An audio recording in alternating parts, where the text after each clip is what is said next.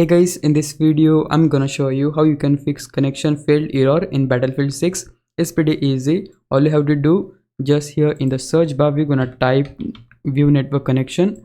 Just open that. Now either if you're using Wi-Fi or Ethernet, just hit right click on that. In my case I have Ethernet, so I'll just hit right click here. Then select the option properties. Now here you're gonna see pop up like this. So here we need to select this one, Internet Protocol version 4. Then we need to select this. On this one, use the following DNS server address, which we need to change from this to 1.1.1.1, and the alternate DNS server would be 1.0.0.1, and just click on OK. Once you do that, this time in the search bar we're gonna type cmd, hit right click on command prompt and just run this as administrator.